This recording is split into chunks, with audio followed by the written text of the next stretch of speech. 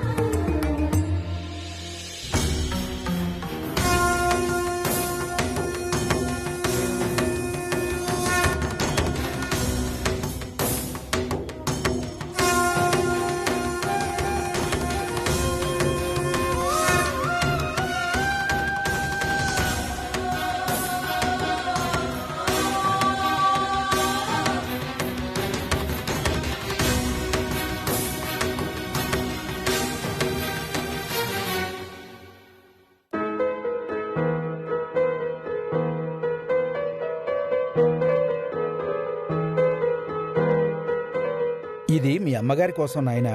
కాకి వచ్చి ఈ పిండం తింటే మీ అమ్మగారి ఆత్మ శాంతించినట్టే. వెళ్ళి పెట్టు నాయనా.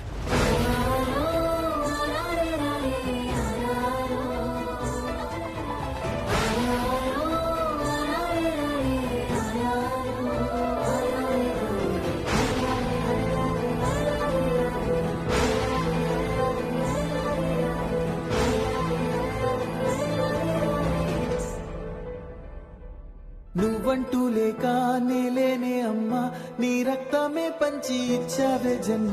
నా నుదుటి పైన తొలి ముద్దు నువ్వే, తొలి ముద్ద నువ్వై నా కడుపు నింపావే.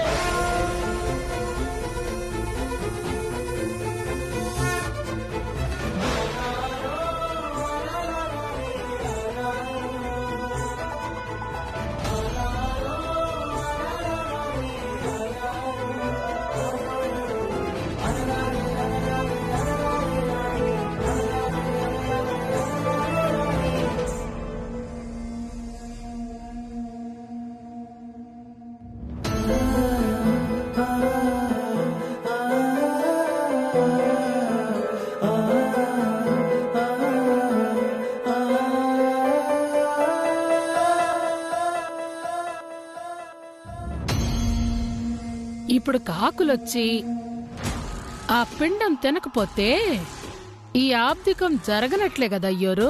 అవునమ్మా, ఆవిడ కాకి రూపంలో వచ్చి పిండం తిని ఆత్మ శాంతిస్తేనే ఫలవంతమైనట్టు, లేకపోతే విఫలమైనట్టు.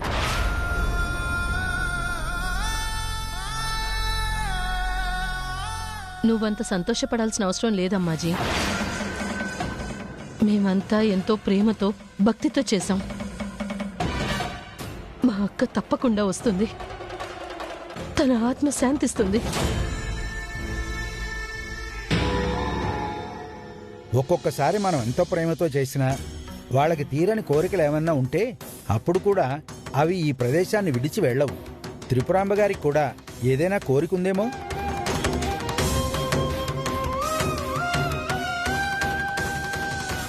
ఇప్పుడేం చేయాలి పంతులు గారు? ఆవిడ కోరికేంటో ఎలా తెలుస్తుంది? ఆవిడ మనసిరిగిన వాళ్ళు, బాగా అభిమానించే వాళ్ళు ఎవరైనా సరే ఆవిడ ఆత్మ శాంతించేలా కోరుకోండి. అప్పుడైనా కాకి పిండం ముడుతుంది, లేకపోతే ఇప్పటివరకు చేసిన పూజ అంతా వృధాయే. మావయ్య గారు, అందరికన్నా అత్తయ్య మనసెరిగిన వారు.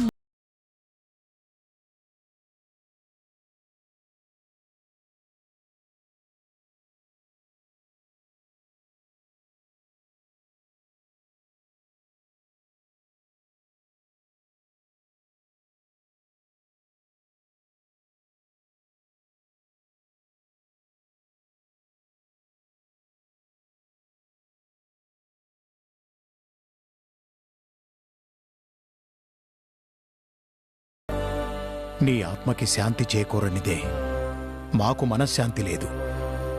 ఈ జన్మకి మన బంధం ఇంతే.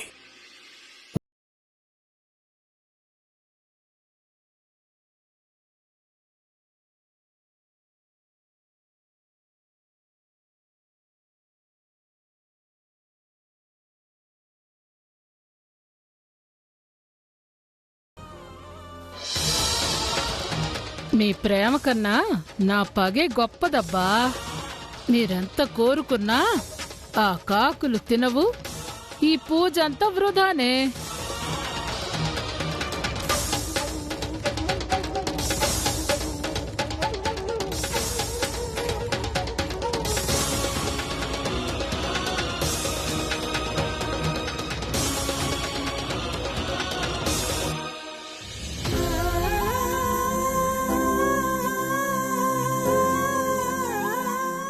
అందరి కోరికలు తీర్చే దేవతవక్క నువ్వు. నీకు తీరని కోరికలు ఏముంటాయి? ఇన్నేళ్లుగా ఈ రోజు కోసమే కదా ఎదురుచూసావు. ఇదిగో నీ కొడుకు చేతుల మీదుగానే ఆబ్దికం పెట్టించాను. స్వీకరించి ప్రశాంతంగా వెళ్ళిపో.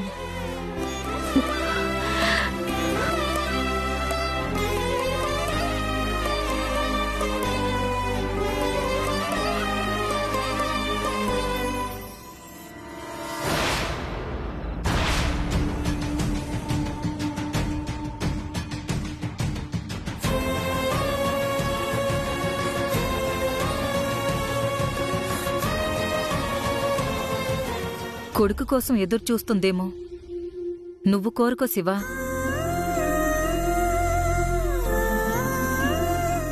అవునండి, మీరు కోరుకుంటే గాని అత్తయ్య గారి ఆత్మ శాంతించేలా లేదు.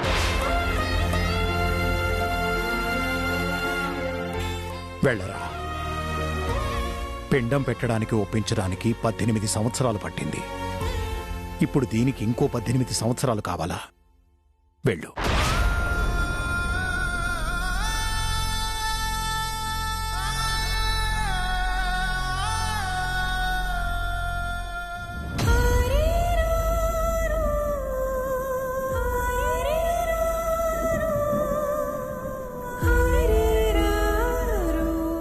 అమ్మా, నువ్వు చిన్నప్పుడే నన్ను వదిలి వెళ్ళిపోయినా అమ్మాజీ అమ్మే నన్ను పెంచి పెద్ద చేసింది. నా కోసం నువ్వేం బెంగ పెట్టుకోకుండా పిండం తినేసి వెళ్ళమ్మా.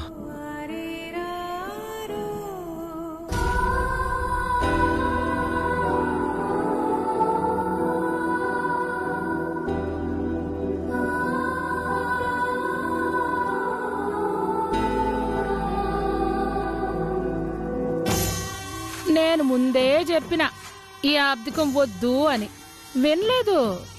ఇక్కడి దాకా తెచ్చుండారు.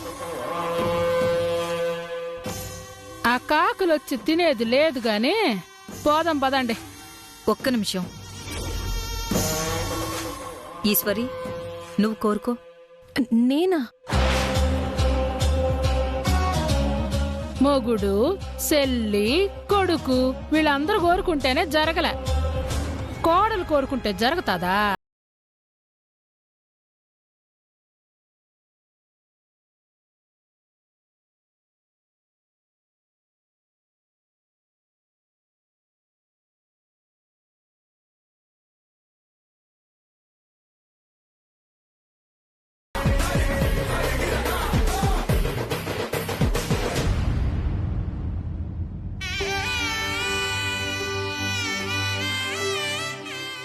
మీ కథ విన్నాక మీ గొప్పతనం ఏంటో తెలిసిందత్తయ్య. ఇక నుంచి ఈ కుటుంబాన్ని నేను నడిపిస్తాను. మీరు వెళ్ళిన మార్గంలోనే నడిపిస్తాను.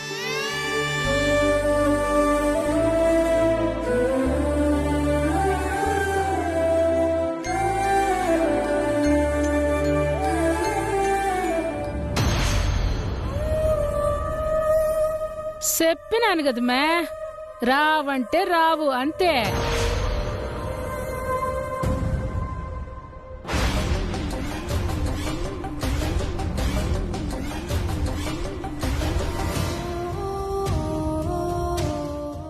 క్షమించండి అత్తయ్య, అసలు విషయం కోరుకోకుండా ఇంకేదో కోరుకున్నాను. అమ్మాజీ చేతిలోంచి మీ కొడుకుని విడిపించి ఆయన్ని మంచి మనిషిగా మార్చి అమ్మాజీకి బుద్ధి చెప్తాను. ఇదే నా లక్ష్యం.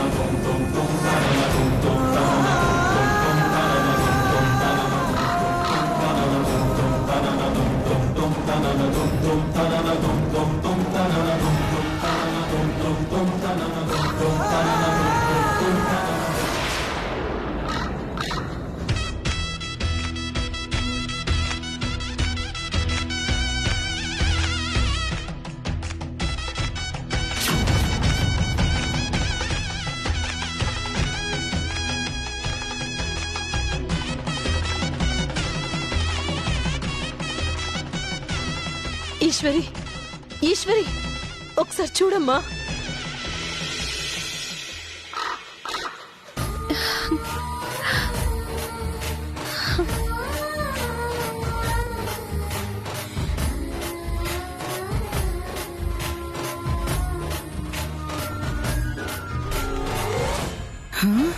ఏందబ్బా ఇవెంత?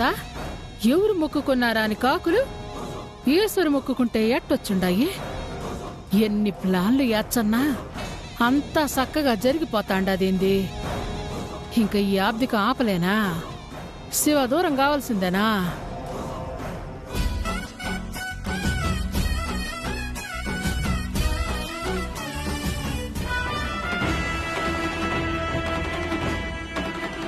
ఇంకా అయిపోలేదు మే, ఆఖరి ఛాన్స్ ఉండది.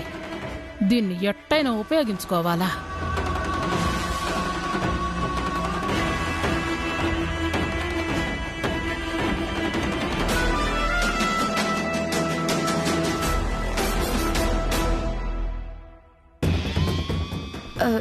ఏంటక్క పక్కకు రమ్మని చెప్పావు?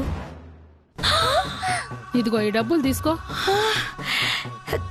ఏంటక్క ఇంత డబ్బిస్తున్నావు? ఇది కళా నిజమా? నిజమే బస్వమ్మా. నేను కొట్టినా తిట్టినా ఎప్పుడు నేను చెప్పింది చేస్తావు. నీకేమిచ్చినా తక్కువేమే. ఈడ ఎండలో పిండాకుడు ఏం తింటాలే గాని ఈ డబ్బులు తీసుకోబోయి ఆనందంగా హోటల్లో భోజనం చేసి ఇంటికి పోయి పండుకోండి. మరి అనసూయ పెద్దమ్మ అడిగితే ఏం చెప్పాలి పెద్దమ్మ? అవన్నీ నేను చూసుకుంటాలే అమ్మే. అయినా నేను బొమ్మని చెప్తా ఉంటే వాళ్ళని అడిగేదేంది? సరే పెద్దమ్మ, ఇంత డబ్బిచ్చి ఎంజాయ్ చేయమంటే వెళ్లకుండా ఇక్కడే ఎందుకుంటావక్క? అనసూయకు ఒక మాట చెప్పేసి వెళ్ళిపోతాం. ఆగుమే, పొమ్మంటే మళ్ళా వాళ్ళకి చెప్పి పోతానంటావేమి? మీరు పోయినట్టు వాళ్ళకి తెలియకూడదు. ఒకవేళ వాళ్ళు ఫోన్ చేసి అడిగినా ఏదో రాకూడని కారణం చెప్పి రాలేమని చెప్పండి. అలాగే అక్క, ఇట్నుంచిటే వెళ్ళిపోతాం. పదర్విందా.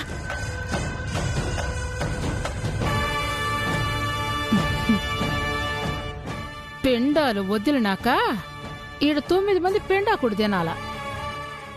దిగంబరం ఓబులేసి పోయినారు, ఇప్పుడు వీళ్ళిద్దరు పోయినారు. మొత్తం 4 పోతే ఇంకిక్కడ మిగిలింది 8 మందే. చివరికి పిండాకుడు తినేదానికి 9 మంది లేక ఆ అబ్దికం చెడిపోతాది.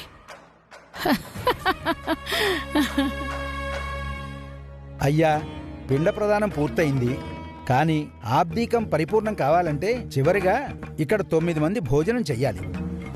అలాగే పంతులు గారు, భోజనాలకి అన్ని ఏర్పాట్లు చేసేసాం. కానీ మీరు 8 మందే ఉన్నారు కదమ్మా, 9 మంది తినాలి.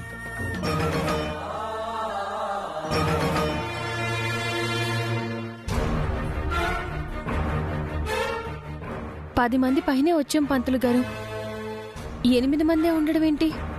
బసవమ్మ అరవింద ఏరి? దిగంబరం ఓబులేసి కూడా కనిపించడం లేదు. అందరూ ఇక్కడే ఉండాలి కదా, ఎక్కడికి వెళ్ళిపోయారు? మొత్తం అందరినీ పంపించేసుండానుమే, మళ్ళా ఒళ్ళు తిరిగొచ్చేదేలే. కంగారు పడొద్దీశ్వరి, గుళ్ళోకి వెళ్ళారేమో. నేను చూసొస్తాను. అత్తయ్య, నేను వస్తాను. అలాగే రామ్మా.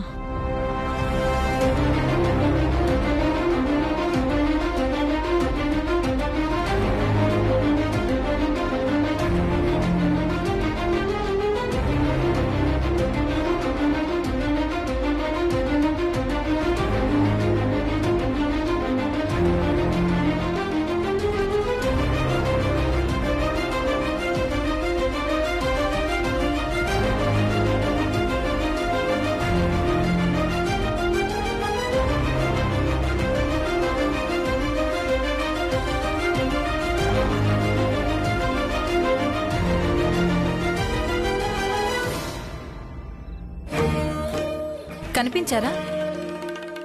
లేదండి, గుళ్ళో కూడా లేరు. అందరూ ఎక్కడికి వెళ్ళిపోయారో ఏంటో. ఏమండి, మరిది గారికి ఒకసారి ఫోన్ చేయండి.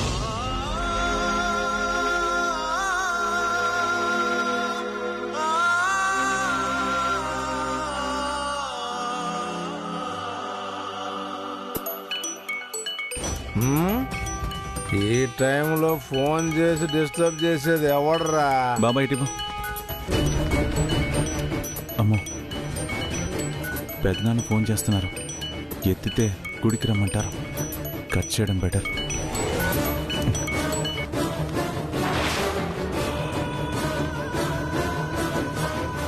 ఏమైందండి? దిగంబరం ఫోన్ కట్ చేస్తున్నాడు. బాబాయ్, ఫోన్లన్నీ మర్చిపోయి హ్యాపీగా ఎంజాయ్ చేయి. గుర్తొచ్చినదమ్మే, ఇందాక ఫ్యాక్టరీ పని మీద కలెక్టర్ ఆఫీస్కు పోవాలని బాసవమ్మతో చెప్తుంటే ఇన్నా. ఆడికే పోయి ఉంటాడు.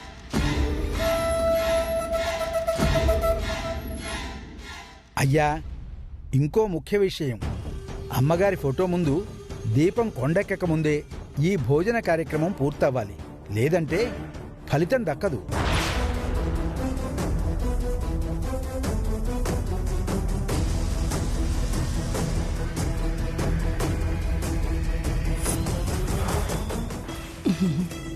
ఆ దీపం ఎలిగేదేలే, ఓళ్ళు వచ్చేదేలే, ఫలితం దక్కేదేలే. బాబాయ్ అన్నయ్య ఎక్కడికో వెళ్ళారు సరే, మరి పిన్ని అరవింద ఎక్కడికి వెళ్ళినట్టు? అయ్యా, మీ పిన్ని గుండెల నొప్పి అన్నది కదా, ఇంటికే పోయినట్టుండదు మా. అసలు ఒక్క మాట కూడా చెప్పకుండా ఎవరికి వాళ్ళు వెళ్ళిపోయారేంటి? ఏదో జరుగుతుంది, నాకేదో అనుమానంగా ఉంది. ఈశ్వరి, బసవమ్మకు ఫోన్ చెయ్యి.